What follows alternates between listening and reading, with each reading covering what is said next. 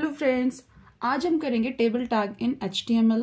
ये बहुत important tag है, आपके सिलेबस में भी है और इसमें कुछ टैग्स होते हैं जैसे कि table, TD, TR, TH, caption. ये टैग होते हैं जो कि टेबल में यूज होते हैं। ओके, टेबल बनाने के लिए यूज होते हैं। मैं आगे आपको एक एक चीज एक्सप्लेन करूंगी ठीक से कि कौन सी चीज कहाँ पे यूज होती है। नेक्स्ट है टेबल के कुछ एट्रीब्यूट्स है जो कि हम यूज करते हैं, इसमें यूज कर सकते हैं एज वी विश। ओके, यहाँ पे मैंने टेबल टैग यूज किया है और यहाँ पर कुछ एट्रीब्यूट्स है like BG colour, border, cell padding, cell spacing, align, background, col span and row span. ये वो एट्रीब्यूट्स हैं जो कि आपके 22-23 के सिलेबस में भी हैं। तो यहाँ पर हम छोटा सा एक टेबल का एग्जाम्पल देख लेते हैं। यहाँ पर मैंने एक टेबल बनाई है आपको समझाने के लिए। ये एक छोटी सी टेबल है जिसमें कि 3 कॉलम्स हैं, column number 1, column number 2 and column number 3। Okay, यहाँ पर 2 रोज हैं, ये रो 1 एंड ये रो 2। ये आपको पता है कि हॉरिजॉन्टल जो डेटा होता है वो रो होता है एंड वर्टिकल जो डेटा होता है वो कॉलम होता है। मैं यहाँ पे इसको C1, C2 एंड C3 से डिनोट कर देती हूँ। ओके, तो यहाँ पर हमारे पास 2 रोज एंड 3 कॉलम की एक छोटी सी टेबल है। इसकी हम कोडिंग देखेंगे और इसके कोडिंग यहाँ से स्टार्ट करते हैं। HTML हेड टाइटल आपको पता है यूज करते हैं। यहाँ पे मैंने टाइटल लिया है टेबल 1 एंड टाइटल को क्लोज कर दिया और हेड को भी क्लोज कर दिया। नौ बॉडी पार्ट हमारा स्टार्ट होगा। नौ टेबल स्टार्ट कर लिया हमने। बॉडी में सिर्फ हमने टेबल बनाई है तो हम टेबल टैग यूज करेंगे। टेबल टैग के अंदर अब देखो मैंने यहाँ पे TR यूज किया। TR का मतलब क्या होता है? Table row. अगर टेबल के अंदर रोज है तो हमें डिफाइन करना पड़ेगा कि अब हम टेबल में रोज बनाने जा रहे हैं। ये हमारी फर्स्ट रो है तो ये हमारी रो नंबर 1 है, तो यहाँ पर मैंने TR लिख दिया। ओके, अब TR यानी कि हमारी ये वाली जो रो है इसको बनाने के लिए या फिर ये जो रो है हमने इसको बनाने के लिए हमने फर्स्ट TR यूज किया है। ओके, या TR यहाँ से शुरू होगा, यहाँ पे फिनिश हो जाएगा। तो TR में हमारे पास 3 कॉलम्स हैं, 1, 2 एंड 3। ओके, तो यहाँ पर TR में जो कॉलम्स यूज किए हैं, कॉलम्स के लिए हम यूज करते हैं टेबल डेटा TD। ओके, तो यहाँ पर TR हमने स्टार्ट कर दिया बट अभी हमारे TR फिनिश नहीं हुई क्योंकि TR में हमारे 3 कॉलम्स हैं, इनको डिफाइन करेंगे।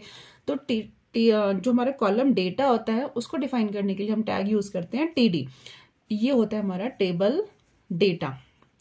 जो भी वैल्यू अंदर लिखी होगी उसको दिखाने के लिए, उसको शो करने के लिए यूज होगा TD। और हम TR बनाने जा रहे हैं इसलिए इसके लिए हम यूज करते हैं TR, क्योंकि हम एक रो को स्टार्ट करने जा रहे हैं। ठीक है, अब हमने यहाँ पे TR स्टार्ट कर दिया, फर्स्ट रो हमारी स्टार्ट हो चुकी है और TR के अंदर हमारे पास 3 कॉलम है यानी कि 3 टेबल डेटा है। फर्स्ट TD के अंदर इंग्लिश लिया है हमने, TD को क्लोज कर दिया है। सेकंड कॉलम डेटा के अंदर TD यानी कि मैथ्स लिया है और TD को क्लोज कर दिया है। नेक्स्ट TD के अंदर साइंस लिया और TD को क्लोज कर दिया है। अब आप यहाँ पर देख रहे होंगे कि फर्स्ट रो के अंदर हमारे पास सिर्फ 3 टेबल डेटा है। तो ये 3 टेबल डेटा होने के बाद हमारी जो रो है वो फिनिश हो रही है, तो हमें टेबल रो यहाँ पर फिनिश करनी पड़ेगी TR को फिनिश करके।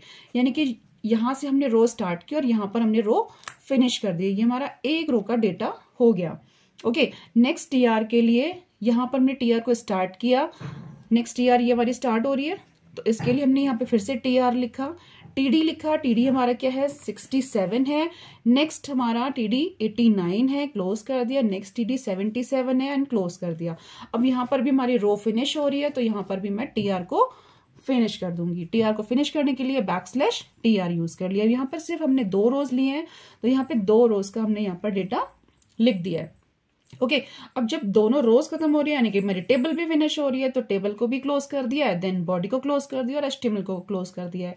अब इस वाली जो हमने कोडिंग की है सिंपल सी, इस कोडिंग का जो आउटपुट आएगा वो ये आएगा, ना कि ये आएगा। ये मैंने आपको इसलिए बनाकर दिखाया कि मैं आपको स्पेशली डिफाइन कर पाऊँ कि इसमें कॉलम क्या है एंड रोज क्या है। बट इसका जो आउटपुट आएगा वो ये वाला आएगा क्योंकि हमने इस टेबल के लिए बॉर्डर का यूज नहीं किया है। अगर आप बॉर्डर का यूज करना चाहते हो तो आपको टेबल के अंदर बॉर्डर एट्रीब्यूट का यूज करना पड़ेगा। यस, अब मैं यहाँ पर आपको दिखा रही हूँ 2 और एट्रीब्यूट का यूज जो कि है BG कलर एंड बॉर्डर। ठीक है, तो यहाँ पर हमने HTML स्टार्ट कर लिया है, हेड यूज कर लिया है, टाइटल यूज कर लिया। टाइटल मैंने यहाँ पर दिया है table with background colour. Okay, और टाइटल क्लोज करके हेड क्लोज कर दिया। बॉडी पार्ट को स्टार्ट किया। बॉडी पार्ट में हमने क्या बनाई है? एक टेबल बनाई है। टेबल का BG कलर मैंने यहाँ पर लिया है बीजी कलर क्या होता है? बीजी कलर होता है बैकग्राउंड कलर, ठीक है। तो आप इसको बैकग्राउंड नहीं लिखोगे, बीजी कलर ही लिखोगे, और कलर की स्पेलिंग हमेशा COLOR लिखोगे, क्योंकि कंप्यूटर आपको की COLOUR नहीं लेता है। जब मैंने एग्जाम में बहुत सारे बच्चों की शीट्स चेक की हैं बोर्ड एग्जामिनेशन की, तो उसमें बच्चे ये मिस्टेक करते हैं कि उनको लगता है कि ये स्पेलिंग रॉन्ग है, वो COLOUR लिख देते हैं, लेकिन ये स्पेलिंग नहीं होती है, ठीक है। तो हमेशा आपको COLOR ही लिखना है, बीजी कलर, और इसके बीच में स्पेस भी नहीं होगा। और यहां पर हमने यूज किया BG colour equals to yellow. आप यहाँ पर कोई भी एज विश अपने कलर कोई भी यूज कर सकते हो। नेक्स्ट एट्रीब्यूट मैंने यहाँ पर लिया बॉर्डर इक्वल्स टू 1, यानी कि जो ये बॉर्डर अब ये बॉर्डर बनकर आएगा। पिछली कोडिंग में बॉर्डर नहीं बनकर आया था ना, अब ये बॉर्डर बनकर आएगा, क्योंकि यहाँ पर बॉर्डर की थिकनेस मैंने 1 पिक्सल ले ली है। नेक्स्ट अब देखो यहाँ पे TR स्टार्ट कर रहे हैं। यहाँ पर आप देख रहे होगे कि बीजी कलर येलो लिया था, तो ये येलो यहाँ पर आ गया है, ठीक है। इसका बैकग्राउंड कलर येलो आ गया है। TR, अब यहाँ पे TR हमने स्टार्ट किया अगेन सेम तरीके से जैसे कि लास्ट कोडिंग में किया था। 3 टेबल डेटा ले लिए, इंग्लिश, मैथ्स एंड साइंस, तीनों को क्लोज कर दिया और TR को भी क्लोज कर दिया। नेक्स्ट TR ले ली और फिर से यहाँ पर TD। अब देखो मैंने यहाँ पे TD के साथ भी बीजी कलर यूज किया है। BG colour equals to red, यानी कि इस टेबल डेटा, ये जो टेबल डेटा हम बना रहे हैं, जो TD बना रहे हैं, इसका जो बैकग्राउंड कलर होगा वो रेड होगा। पूरी टेबल का बैकग्राउंड कलर येलो होगा, बट यहाँ पर हमने एक्सप्लिसिटली इसको बताया कि हमें जो TD चाहिए, सेकेंड रो का फर्स्ट टेबल डेटा जो चाहिए, उसका हमें बीजी कलर यानी कि बैकग्राउंड कलर रेड चाहिए। तो ये उसने ये रेड कर दिया, आपको दिख रहा होगा इस आउटपुट में। और यहाँ पर TD को हमने क्लोज कर दिया टेबल डेटा लिख के, और दोनों TD के बीच में हम डेटा को लिखते हैं, ठीक है। TD लिख दिया और फिर से लास्ट डेटा लिखा और टेबल को क्लोज कर दिया, टेबल डेटा क्लोज। नाउ हमारी जो रो है सेकंड वाली वो भी क्लोज हो गई है, टेबल क्लोज हो गई है, body close and HTML close, ठीक है। तो इसका जो आउटपुट आएगा वो ये आएगा। बाकी टेबल का जो बैकग्राउंड कलर रहेगा वो येलो रहेगा, बट हमने उसको बताया कि हमें ये वाला जो TD है, जो सेकंड रो का फर्स्ट TD है, उसका भी बीजी कलर रेड चाहिए। तो उसके लिए हमने एक्सप्लिसिटली लिखा है यहाँ पे TD BG colour equals to red, ठीक है। आई होप आपको समझ में आ गया होगा ये। अब ये नेक्स्ट हम देख लेते हैं कैप्शन टैग। कैप्शन टैग का क्या यूज है? कैप्शन टैग होता है जो आपका ऊपर वाला, आप चाहते हो कि आप जो टेबल बना रहे हो उसकी आप हेडिंग यहां पर लिखो, ठीक है। तो इसके लिए हम यूज करते हैं कैप्शन टैग। ये टैग है, याद रखना, ये एट्रीब्यूट नहीं है, तो ये एज अ टैग यूज होगा। आपको पता है कि टैग जो यूज होते हैं वो हमेशा एंगुलर ब्रैकेट के बीच में यूज होते हैं, और कुछ एम्प्टी टैग होते हैं जिनको हमें क्लोज नहीं करना होता है, बट कुछ कंटेनर टैग होते हैं जिनको हमें स्टार्ट भी करना होता है और एंड भी करना होता है। तो जो आपका कैप्शन टैग है वो एक कंटेनर टैग है, ओके। तो यहाँ पर हमने टेबल ले लिया है, टेबल बॉर्डर ले लिया इसका 2, जो टेबल का बॉर्डर की जो थिकनेस आएगी वो 2 पिक्सल की आएगी। एंड फिर हमने उसके बाद में कैप्शन यूज किया है, कैप्शन में लिखा है मार्क्स, और कैप्शन को क्लोज कर दिया है। Then TR first data, first row हमारी स्टार्ट होगी, उसके अंदर 3 डेटा लिए हैं, TR को क्लोज कर दिया है। देन यस, यहाँ पे मैंने एक और TR स्टार्ट नहीं किया है, तो यहाँ पर TR को स्टार्ट कर लेते हैं। नेक्स्ट TR स्टार्ट करके ये TD और हमने डेटा को क्लोज कर दिया, TR क्लोज कर दिया, टेबल को भी क्लोज कर दिया। यहाँ पर मैंने पूरी कोडिंग नहीं की है, सिर्फ टेबल वाले कोड की है, उसके आगे की कोडिंग नहीं की है, ओके। तो आपको आई थिंक आपको समझ में आ गई होगी ये चीज कि कैप्शन का यूज हमें टेबल की हेडिंग देने के लिए करना होता है, ठीक है। ये आपके टेबल के अंदर नहीं आएगी बल्कि टेबल के ऊपर आएगी कि आप किससे रिलेटेड टेबल बना रहे हो, तो आप उसका कैप्शन ऊपर दे सकते हो, ठीक है। यस, अब हम नेक्स्ट देख लेते हैं टेबल का एक और एट्रीब्यूट है जिसे बोलते हैं cell spacing and cell padding. तो बहुत कंफ्यूज होते हैं बच्चे इसमें कि सेल स्पेसिंग क्या होता है, सेल पैडिंग क्या होता है। तो कुछ भी कंफ्यूजन की जरूरत नहीं है, मैं आपको बहुत अच्छे तरीके से एक्सप्लेन करूंगी कि सेल स्पेसिंग क्या होता है एंड सेल पैडिंग क्या होता है। तो सेल स्पेसिंग होता है स्पेस बिटवीन 2 सेल। जब हम टेबल बनाते हैं, ठीक है, तो ये जो डेटा होता है हमारा एक सेल के अंदर रहता है, ये एक सेल है, ठीक है। ये cell 1, cell 2, cell 3, cell 4, cell 5, cell 6, ये सेल्स है सारी, ओके। तो इनके बीच का जो डिस्टेंस है, ये वाला जो डिस्टेंस है, इसको बोलते हैं सेल स्पेसिंग, ओके।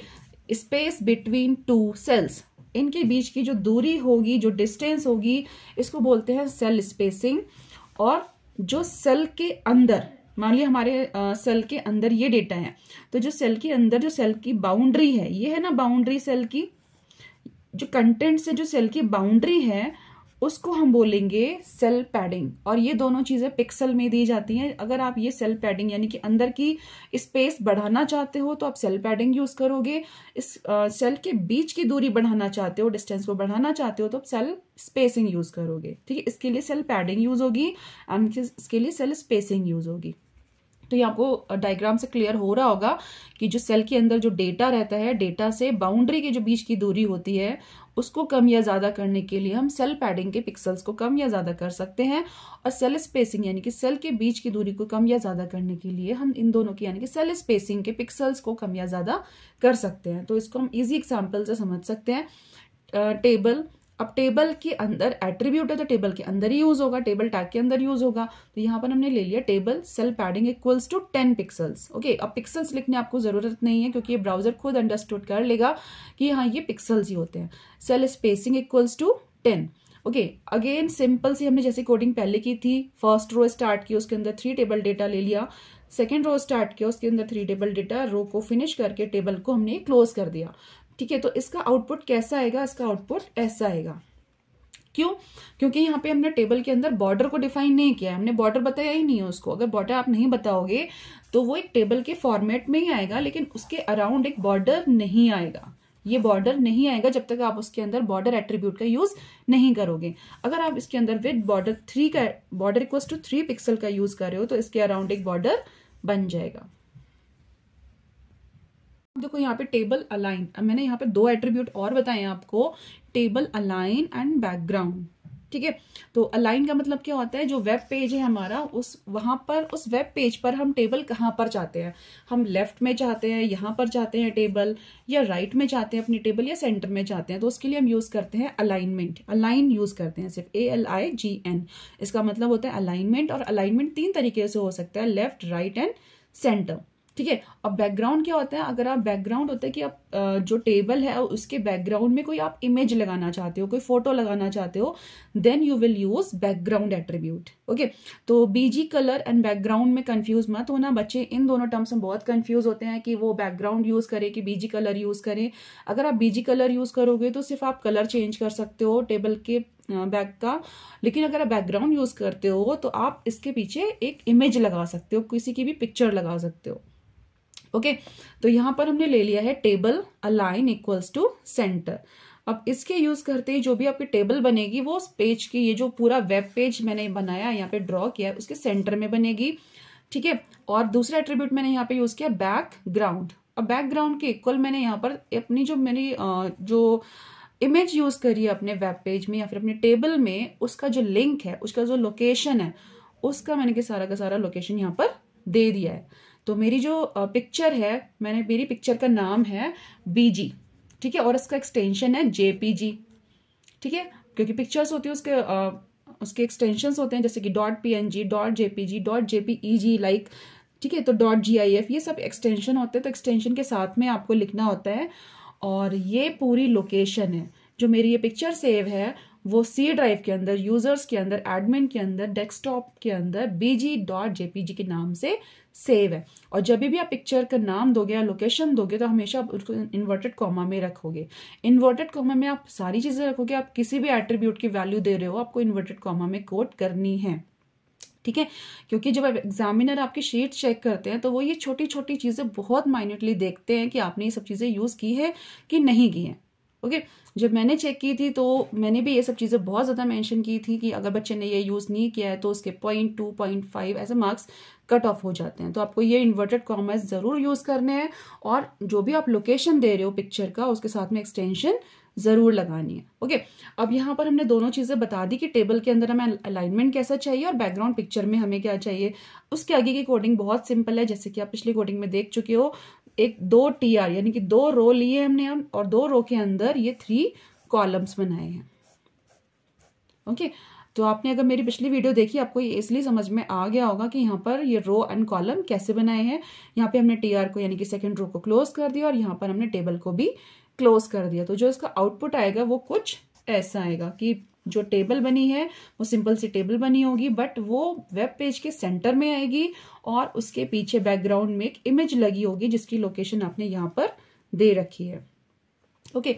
अब इसके आगे मैं एक टीएच टैग है जिसको मेंशन करना चाहूँगी, ये भी बहुत इंपॉर्टेंट टैग है। इसका यूज़ क्या होता है कि जो भी आप टेबल के अंदर डेटा ले रहे हो, हमेशा ये टीडी के साथ में यूज़ होगा, टीआर के साथ में यूज़ नहीं होगा, टेबल के साथ में यूज़ नहीं होगा। ये हमेशा टेबल डेटा के साथ में यूज़ होगा, क्योंकि टेबल डेटा ही हमारी अंदर की वैल्यू को बताता है।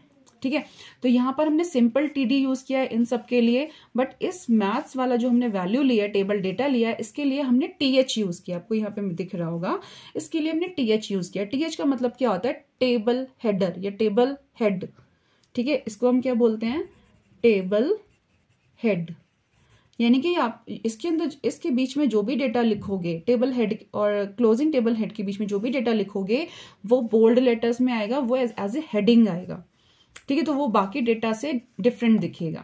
तो इसके लिए सिर्फ हम टीएच टैग यूज करते हैं। कहीं कहीं पे होता है ना कि आप चाहते हो कि हमारी फर्स्ट रो में जितनी भी चीजें आ रही हैं वो हेडिंग मतलब बोल्ड दिखे, तो आप क्या करोगे? तीनों में आप टीएच यूज कर लोगे और बाकी डेटा में आप टीडी यूज कर लोगे। तो जहां पे भी आपको बोल्ड डेटा चाहिए, आपको हाईलाइटेड डेटा चाहिए, तो आप वहां पर टीएच यूज करोगे, बाकी जगह पे आप टीडी यूज कर लोगे।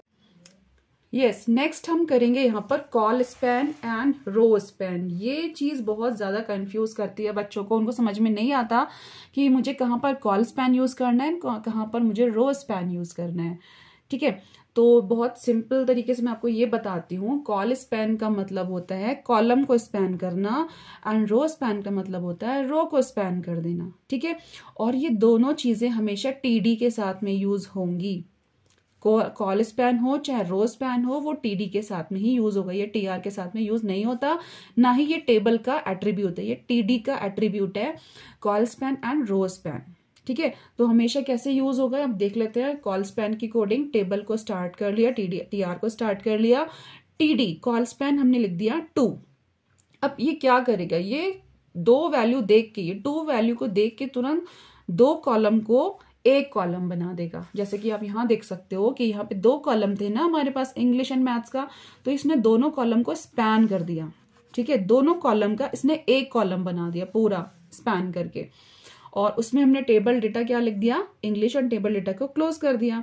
नेक्स्ट टीडी हमने लिया मैथ्स। अब यहाँ पे 2 कॉलम एक साथ आ चुके हैं, 2 कॉलम स्पैन हो चुके हैं, तो अब यहाँ पे एक ही कॉलम बचा, तो हमने एक ही टीडी लिखा है, आपको दिख रहा होगा यहाँ पर, और हमने यहाँ पर टीआर को क्लोज कर दिया क्योंकि हमारी यहाँ पे टीआर एंड हो रही है। अब ये नेक्स्ट टीआर हमारी यहाँ से शुरू हो रही है, तो टीआर जो अब ये वाली है, ये वाली बिल्कुल सिंपल दिख रही है हमें कि यहाँ पे ना तो रो स्पैन हुआ है, ना ही यहाँ पे कॉलम स्पैन हुआ है। तो इस वाले टीआर में हम सिंपली टीडी टीडी टीडी लेके तीनों डेटा को लिख देंगे एंड टीआर को क्लोज कर देंगे और टेबल को भी क्लोज कर देंगे।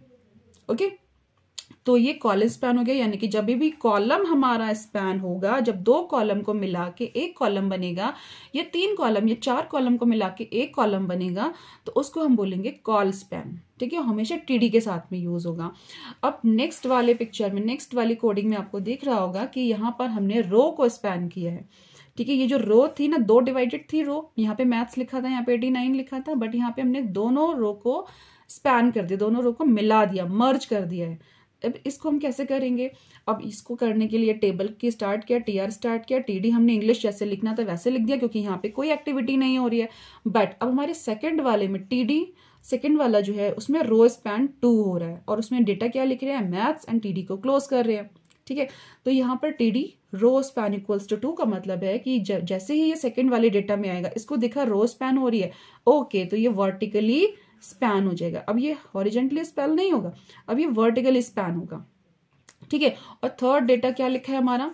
टीडी क्या है हमारा? साइंस, टीडी क्लोज कर दिया। अब रो फिनिश हो रही है, सेकेंड रो स्टार्ट होगी भाई, सेकेंड रो स्टार्ट हो गई हमारी। नेक्स्ट टीडी क्या है? 67 टीडी, और हमें पता है कि रो स्पैन हो चुकी है, यानी कि हमारे पास कितनी कॉलम बचे हैं इस रो में? सिर्फ 2 कॉलम बचे हैं, क्योंकि ये वाला तो हमने फिल कर चुके हैं। तो इस वाली रो में हमारे पास सिर्फ 2 कॉलम है, तो TD 89, TD close, TDR close, and table close.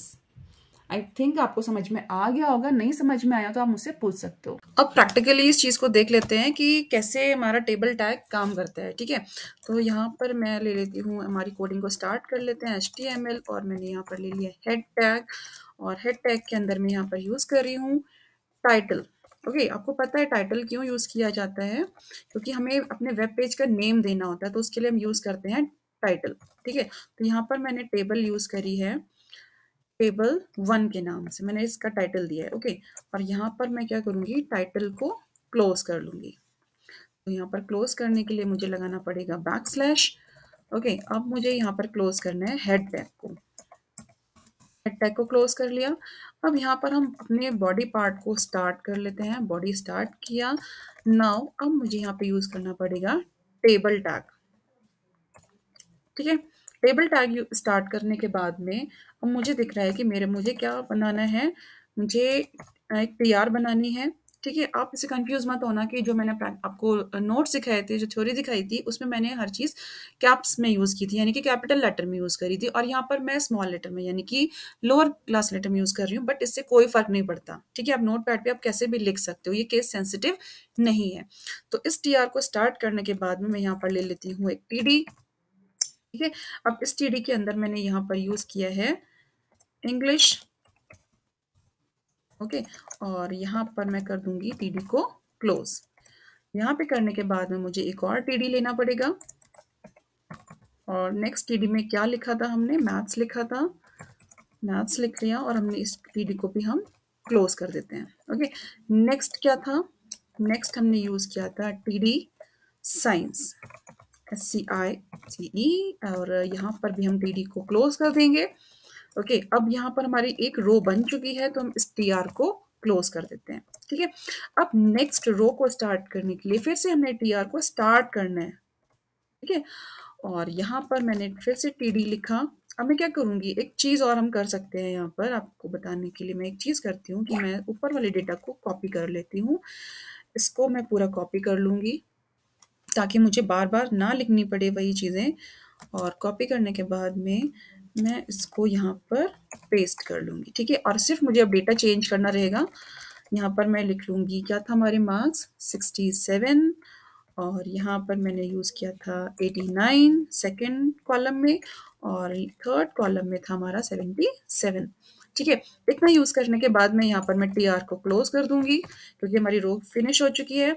Next हम यहाँ पर टेबल भी हमारी फिनिश हो चुकी है, तो मैं टेबल को भी क्लोज कर दूंगी। और नेक्स्ट हमें, अब टेबल क्लोज हो चुकी है, नेक्स्ट हमें क्या क्लोज करना पड़ेगा, बॉडी को क्लोज करना पड़ेगा, देन हमें HTML को क्लोज करना पड़ेगा। ओके, अब मैं यहाँ पर इसको सेव कर देती हूँ। सेव डेस्कटॉप में मुझे सेव करना है ये, और इसका नाम मुझे देना है टेबल 1 के नाम से, और इसको मैं यूज़ कर लेती हूँ HTML, और यहाँ पर मैं सिर्फ टेबल लिखती हूँ। ओके, और यहाँ पर मैंने ऑल फाइल्स ले लिया, देन यहाँ पर मैं सेव कर देती हूँ। अब हम चल के देख लेते हैं कि हमारी टेबल बन चुकी है। यहाँ पर यस, हमारी टेबल का आ चुका है, वेब पेज बन चुका है, और ये टेबल हमारी कुछ इस टाइप से बनी है। ठीक है, तो इस टेबल का बॉर्डर आपको नहीं दिख रहा होगा क्योंकि हमने बॉर्डर एट्रीब्यूट का यूज़ नहीं किया है, जो कि हमें टेबल टैग के अंदर यूज़ करना था। तो मैं यहाँ पर क्या करूँगी, यहाँ पर मैं टेबल के अंदर बॉर्डर यूज़ करूँगी, बॉर्डर इक्वल्स टू 1। ठीक है, और इसको मैं लिख लेती हूँ इन्वर्टेड कॉमा के अंदर, क्योंकि एक अच्छी आदत है कि आप एट्रीब्यूट की वैल्यू हमेशा इन्वर्टेड कॉमा के अंदर लिखो। ठीक है, तो आपको क्लियर रहेगी ये चीज़। और यहाँ पर देख लेते हैं हमारा वेब पेज कहाँ पर है।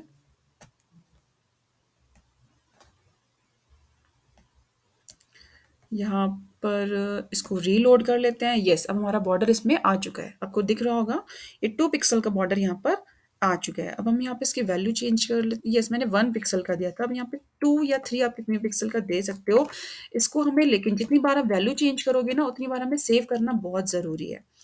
ओके, तो यहाँ पर मैंने सेव करके अगेन अपने वेब पेज पर जाएंगे, और वेब पेज पर जाने के बाद आपको यहाँ पे मैं लोड करके दिखाती हूँ कि हमारे यहाँ पर क्या आ गया, बॉर्डर 3 पिक्सल का आ गया। Got it. तो ये हमारा बॉर्डर वाला जो एट्रीब्यूट था वो भी यूज हो गया। अब मैं आपको दिखाती हूँ कि बीजी कलर कैसे यूज किया जाता है टेबल के अंदर। हम यहाँ पर बॉर्डर यूज कर चुके हैं, अभी आप यूज करेंगे BG colour. BG colour equals to, मैं ले लेती हूँ क्या लेते हैं, चलो येलो ले लेते हैं। येलो कलर मैंने यहाँ पर ले लिया। अगेन हम इसको सेव करेंगे और वापस से अपने वेब पेज पर जाएंगे, इसको रीलोड करेंगे, और देखिए हमारा बैकग्राउंड कलर येलो कलर का आ चुका है। ठीक है, अब जो मैंने आपको बताया था कि आप किसी एक पर्टिकुलर सेल का भी कलर चेंज कर सकते हो, तो उसके लिए हमें क्या करना पड़ेगा, जिस भी सेल का आपको कलर चेंज करना है उस सेल के टीडी पर जाकर लाइक मुझे सेकंड कॉलम का चेंज करना है, फर्स्ट रो के सेकंड कॉलम का चेंज करना है, तो मैं यहाँ पर यूज कर लूंगी बीजी कलर, और यहाँ पर मैं इसको दे देती हूँ रेड। ठीक है, अगेन मैं इसको सेव करूंगी। आप सेव कंट्रोल प्लस एस से भी कर सकते हो, बट आपको दिखाने के लिए मैं फाइल मेन्यू में जाकर चेंज कर रही हूँ, और इसको लोड कर लेते हैं। यस, यहाँ पर हमारा जो सेकंड डेटा था वो रेड कलर का बैकग्राउंड कलर उसका हो चुका है। ठीक है, अब देख लेते हैं कि हमने जो थर्ड वाला एट्रीब्यूट यूज किया था जिसका नाम था अलाइन, अलाइन इक्वल्स टू, मैं इसको क्या कर देती हूँ, सेंटर कर देती हूँ। ठीक है, अब अगेन हम इसको सेव कर लेते हैं, और वापस से हम अपने वेब पेज पे जाके इसको रीलोड करेंगे। यस, अब हमारा जो वेब पेज था उसके सेंटर में हमारी टेबल आ चुकी है। ओके, तो आई थिंक आपको ये चीज़ समझ में आ रही होगी कि क्या मतलब है इन चीज़ों का। ठीक है, तो अब हम यूज़ करेंगे cell spacing and cell padding. तो पहले मैं आपको यूज़ करके दिखाऊंगी सिर्फ सेल स्पेसिंग। आप टेबल टैग के अंदर कितने भी एट्रीब्यूट जितने आप चाहते हो उतने यूज़ कर सकते हो। ठीक है, तो यहाँ पे हमने सेल स्पेसिंग यूज़ की है। यस, करेक्ट स्पेलिंग भी किया। इसके आगे हम यूज़ कर लेते हैं 10 पिक्सल। यहाँ पर था हमारा कर्सर, ये यहाँ पर 10 पिक्सल ले लिया हमने, और इसको मैंने सेव कर दिया। ठीक है, यस, यहाँ से भी मैं आपको सेव करके दिखा देती हूँ, और वेब पेज पे वापस जाएंगे, रीलोड करेंगे इसको। देखिए हमारी जो सेल के बीच की स्पेसिंग थी वो बढ़ चुकी है, वो ज़्यादा हो चुकी है। ठीक है, ये जो डिस्टेंस है ना सेल के बीच का, सेल स्पेसिंग से हुआ है। Got it. अब मैं आपको सेल पैडिंग का यूज़ करके दिखाती हूँ कि सेल पैडिंग में हम कैसे करते हैं। तो यहाँ पर मैं क्या करूँगी, सेल पैडिंग का यूज़ करके इक्वल्स टू, मैं इसको कर देती हूँ, इसको भी मैं 10 कर देती हूँ, और अगेन मुझे इसको नोटपैड की जो फाइल है उसको सेव करना पड़ेगा। आप जितनी बार उसमें चेंजेस कर रहे हो उतनी बार आपको सेव करना पड़ेगा, एंड वेब पेज पे जाके उसको रीलोड करना पड़ेगा। ओके, तो आपको दिख रहा होगा कि जो सेल पैडिंग थी वो अपना काम कर चुकी है। आपकी जो सेल थी उसके कंटेंट था, कंटेंट के बीच और सेल की बाउंड्री के बीच में डिस्टेंस बढ़ चुका है। अब आपको दिख रहा होगा कि जो हमारा ये इंग्लिश और मैथ साइंस, आपको तो ये सेंटर में दिख रहा होगा, बट ये हमारे नंबर सेंटर में नहीं आ रहे हैं। तो हमें क्या करना पड़ेगा, इसको भी हम सेंटर में करने के लिए क्या करेंगे, यहाँ पे TD line equals to centre, ये करके देखते हैं वहां पे कुछ चेंजेस होते हैं या नहीं। सेव कर लेते हैं इसको। मैंने सिर्फ अभी एक ही टेबल डेटा में यूज किया है, तो उसको देख लेते हैं। यस, हमारा 67 जो था वो सेंटर में आ चुका है। अगर आप चाहते हो कि आपका 89 और 77 ये भी दोनों सेंटर में आ जाएं, तो आपको अपनी नोटपैड की फाइल में जाके यहाँ पर टीडी अलाइन सेंटर, और इसमें भी टीडी अलाइन सेंटर करना पड़ेगा। तब आपका जो डेटा होगा, टेबल का जो डेटा होगा वो भी सेंटर में आ जाएगा। ठीक है, यहाँ पर सेंटर, और ये भी यहाँ पे क्या लिखना पड़ेगा हमें, align equals to inverted comma में सेंटर। ठीक है, अगेन इसको हम सेव करते हैं और अपने वेब पेज पर जाते हैं, रीलोड करते हैं, तो हमारी तीनों जो वैल्यू थी सेकेंड रो के तीनों टेबल डेटा हमारे सेंटर में आ चुके हैं। ठीक है, तो आपको I think BG colour, border, cell padding, cell spacing और अलाइन ये समझ में आ चुका होगा। तो अब हम क्या देख लेते हैं, बैकग्राउंड देख लेते हैं। बैकग्राउंड में मैंने आपको बताया था कि हम अपने टेबल के बैकग्राउंड में कोई भी इमेज लगा सकते हैं। ओके, तो मैं यहाँ पर इसको आगे कर लेती हूँ, और यहाँ पर मैं यूज़ करूँगी बैकग्राउंड एट्रीब्यूट। ठीक है, बैकग्राउंड एट्रीब्यूट यूज़ करने के बाद हम यहाँ पे क्या देंगे, इस जगह पर हम अपने पिक्चर जो भी हमारी इमेज है उसकी लोकेशन देंगे। ठीक है, तो मैं देख लेती हूँ मेरे पास कोई पिक्चर होगी डेस्कटॉप पे अगर, तो यहाँ पर यस, यस, मैं ये कोआला नाम की एक पिक्चर है, इसको ले लेती हूँ। तो मैं यहाँ पे क्या करूँगी, इसको प्रॉपर्टीज़ में जाके इसकी लोकेशन जो भी है हमारे पास, इसकी जो लोकेशन है इसको राइट क्लिक करके कॉपी कर लूँगी। ओके, और जो हमारा ये था यहाँ पर मैं इसको पेस्ट कर दूंगी। अब हमारी पिक्चर का नाम क्या था, मुझे यहाँ पे एक बैकस्लैश लगाना पड़ेगा, और हमारी पिक्चर का नाम था जैसा सेम नाम हमें वहां पे देना पड़ेगा, कैपिटल KOALA, ये हमारी पिक्चर का नेम है। तो मुझे यहाँ पे लिखना पड़ेगा कैपिटल KOALA, है ना, यही था, ये लिख दिया हमने। और यहाँ पर मुझे इसका एक्सटेंशन देना पड़ेगा .jpg। आपको एक्सटेंशन कैसे देखना है, मैं आपको बताती हूँ, जैसे आप यहाँ पर जाते हो, इसकी प्रॉपर्टीज़ में जाके यहाँ पे आपको दिख रहा है, ये दिख रहा है ना डॉट जेपीजी एक्सटेंशन, और ये इसकी लोकेशन है, तो यहाँ से हम लोकेशन लेंगे, फिर बैकस्लैश लगाएंगे, फिर उस पिक्चर का नाम लिखेंगे एज इट इज़ जैसा कि उसमें लिखा हुआ है और डॉट जेपीजी लगाएंगे, ठीक है। तो यहाँ से हम पिक्चर्स का लोकेशन ले लेंगे। तो डॉट जेपीजी कर दिया मैंने इसको। अब देखते हैं, लेट्स सी कि हमारा जो वेब पेज है उसमें पिक्चर आई कि है कि नहीं आई है टेबल के बैकग्राउंड में। मैंने इसको सेव कर दिया है, ये करा है, और इसको मैंने, यस, हमारी जो पिक्चर थी वो पीछे आ चुकी है। यहाँ पे आपको दिख रहा होगा बैकग्राउंड कलर अब काम नहीं करेगा, बीजी कलर अब काम नहीं करेगा, क्योंकि हमने बैकग्राउंड इमेज ले लिया है यहाँ पर। तो बैकग्राउंड इमेज नहीं लिखते, सिर्फ बैकग्राउंड लिखते हैं। तो ये हमारी बैकग्राउंड इमेज यहाँ पर आ चुकी है। ओके, अब यूज करना है हमें row span and col span. तो मैं आपको क्लियरली समझाने के लिए यहाँ पर मैं बैकग्राउंड वाला जो एट्रीब्यूट है इसको हटा देती हूँ, क्योंकि वो पिक्चर दिखेगी तो हमें इतना क्लियर नहीं दिखेगा row span and col span. ठीक है, तो हमने वापस से वही कर दिया है। और अब मैं क्या करूँगी, row span and col span दिखाने के लिए ये ऐसे हमें टीडी में यूज़ करना है। तो हम टीडी में फर्स्ट रो के फर्स्ट डेटा आइटम को हम चेंज करना चाहते हैं, तो मैं यहाँ पे लिख लेती हूँ col span equals to inverted comma में यहाँ लिख देती हूँ 2, क्योंकि हम 2 कॉलम को स्पैन कर रहे हैं, है ना। समझ में आ रहा है ना। यस, तो मैं यहाँ पर फाइल सेव कर लेती हूँ। और जब मैंने 2 कॉलम को यहाँ पर स्पैन किया है, तो 2 कॉलम तो इसी ने ले लिया, इंग्लिश वाले ने 2 कॉलम ले लिया, हमारे पास टोटल 3 कॉलम है ना। 2 कॉलम इसने ले लिया, 1 कॉलम मैथ्स ने ले लिया, तो इस वाले को हमें यहाँ से हटाना पड़ेगा। मुझे लग रहा है कि आपको समझ में आ रहा होगा। अगर नहीं समझ में आ रहा तो आप कमेंट सेक्शन में पूछ सकते हो टाइम स्टैम्प देख के।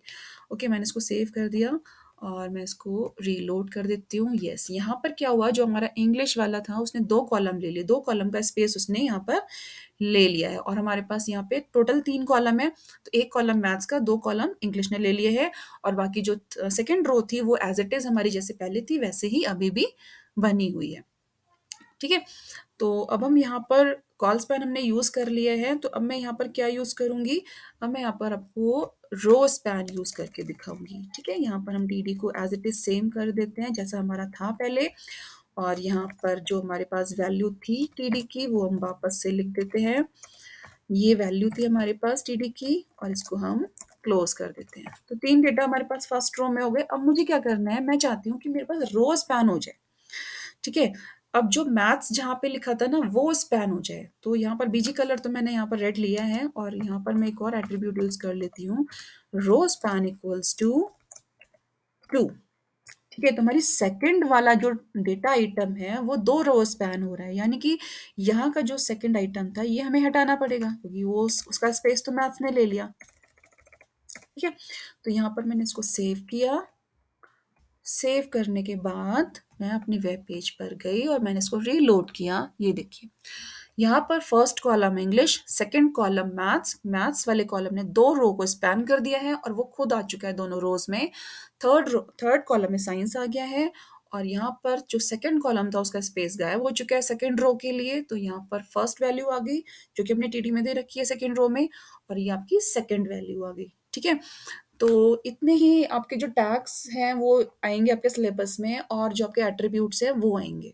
ठीक है, अब मैं आपको एक टीएच टैग है उसका यूज और करके दिखा देती हूँ। टीएच एट्रीब्यूट एक्चुअली वो, और उसको हम टीडी के अंदर यूज करते हैं। ठीक है, तो यहाँ पर मैं लिख देती हूँ टीएच, और यहाँ पर भी मैंने लिख दिया टीएच। अब मैं इसको टेबल हेड बनाने जा रही हूँ इंग्लिश को, और सेव कर दिया है मैंने। और यहाँ पर जाकर इसको रीलोड कर देते हैं। देखिए, अब जो इंग्लिश है ना वो बाकी जो आपने टेबल डेटा लिया है उससे थोड़ा सा हाईलाइट होकर आ रहा है और बोल्ड होकर आ रहा है ना। तो ये काम होता है हमारे टीएच का, टेबल हेड टैग का।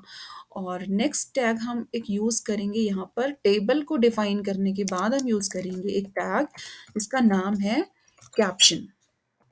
कैप्शन में यहाँ पे देती हूँ मार्क्स ऑफ स्टूडेंट्स।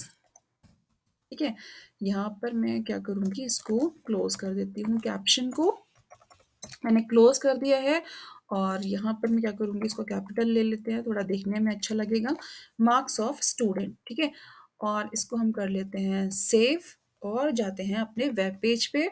और इसको रीलोड करते हैं। देखो अब यहाँ पर जो मार्क्स ऑफ स्टूडेंट है ना, वो आपकी टेबल के अंदर नहीं आया है, वो टेबल का ही पार्ट, बट वो टेबल के अंदर डिनोट नहीं हुआ। वो कहाँ पे आया? वो टेबल के हेड पर आएगा, वो एज ए हेडिंग दिखेगा आपको।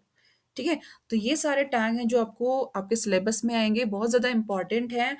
और एक बहुत इंपॉर्टेंट सी बात है कि आपको जब भी किसी भी टेबल का या टीडी का किसी का भी एट्रीब्यूट लिखोगे, एट्रीब्यूट की वैल्यू को हमेशा इन्वर्टेड कॉमा में लिखना। ठीक है, और जैसे कि मैंने यहाँ पे कोडिंग की है ना, जैसे टी आर लिखा है और टी एच को टी डी थोड़ा सा स्पेस लेके लिखा है, इसी के जस्ट नीचे नहीं लिख दिया।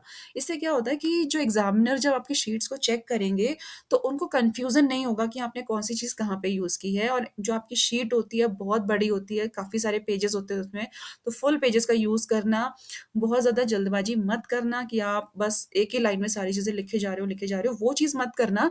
आप हर लाइन में अलग अलग चीज़ें लिखना, ताकि जो एग्जामिनर होगा उसको चेक करने में जितनी आसानी होती है ना, वो उतनी ज़्यादा कन्वीनियंटली चेक कर पाता है। ठीक है, और राइटिंग हो सके तो बहुत अच्छे लिखना। और कोडिंग का पार्ट तो आपको समझ में आ ही गया होगा, और स्टिल आपको कोडिंग का पार्ट समझ में नहीं आया है तो आप मुझे कमेंट करके कभी भी पूछ सकते हो, क्योंकि मैं चाहती हूँ कि हर बच्चे के मार्क्स बहुत अच्छे आने चाहिए। मेरी एक स्टूडेंट थी जिसके मार्क्स 100 आउट ऑफ 100 आए थे। ठीक है, तो ऐसा भी होता है एग्जाम में कि ऐसा नहीं है कि आपको कहीं आपके ज़बरदस्ती मार्क्स काटे जाते हैं बोर्ड एग्जाम में। अगर एग्जामिनर आपकी शीट्स को देख के खुश होते हैं तो वो आपको फुल मार्क्स भी देते हैं। ठीक है, तो जो मेरी स्टूडेंट है वो काफ़ी खुश थी, और उसके मार्क्स देख के तो मैं तो बहुत ही ज़्यादा खुश थी। 100 आउट ऑफ 100 मिलना मीन्स बियॉन्ड, अब उसके आगे कुछ नहीं है। ठीक है, उसको टोटल फुल मार्क्स मिले थे, तो इससे ज़्यादा खुशी की कोई बात नहीं होती है। तो मैं चाहती हूँ आपको भी ऐसे ही मार्क्स मिले। अगर आपको कहीं प्रॉब्लम आ रही है, कहीं पे समझ में नहीं आ रहा, तो आप मुझसे कभी भी पूछ सकते हो। So thank you for today.